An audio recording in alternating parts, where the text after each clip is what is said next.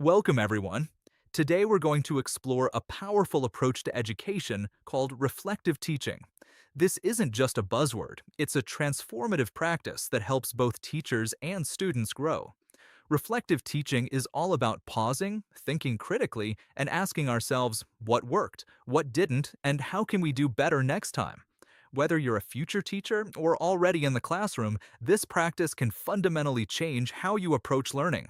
By the end of this presentation, you'll understand what reflective teaching is, its key features, how it looks in a real classroom, and the incredible benefits it brings. So let's dive in and discover how reflection can become your most powerful teaching tool.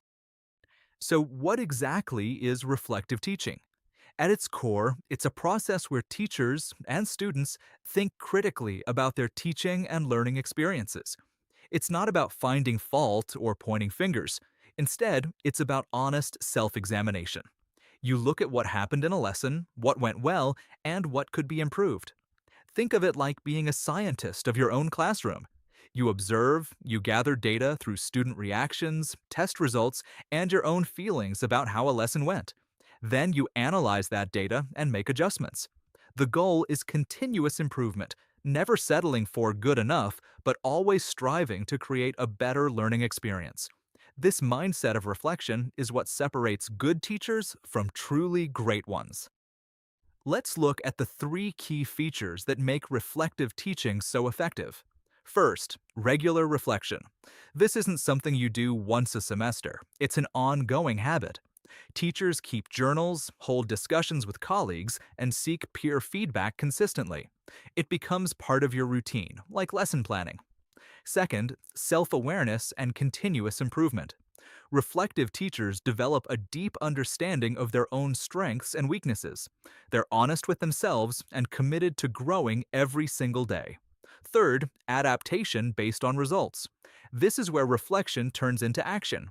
When you notice a strategy isn't working, you don't just keep doing it, you change course. You try new approaches, test them, and reflect again. It's a beautiful cycle of growth. Let me paint a picture of what reflective teaching looks like in a real classroom. Imagine a teacher who just finished a lesson on fractions. Instead of moving straight to the next topic, she pauses. She hands out small index cards and asks students two simple questions. What did you understand best today? And what confused you? Students take a few minutes to write their honest responses. That evening, the teacher reads through the cards. She notices that most students grasped the concept of equivalent fractions, but many were confused about converting fractions to decimals. So she adjusts her next lesson. She creates a mini review on conversions, uses visual aids, and builds in more practice time. This simple act of asking, listening, and adapting is reflective teaching in action. It's powerful because it puts the learner at the center. Now let's talk about why reflective teaching matters. The benefits are truly remarkable.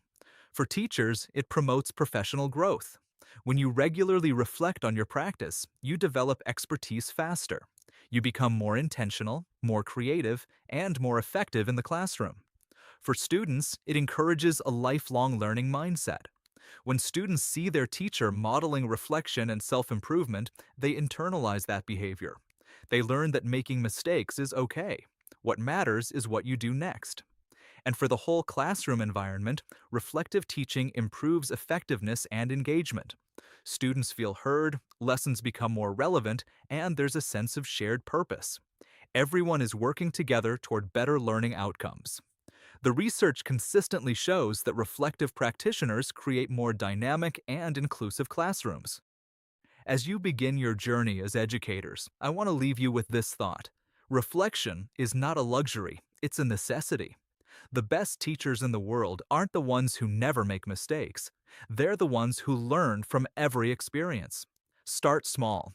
After your next class or teaching practice, take 5 minutes to jot down what went well and what you'd change.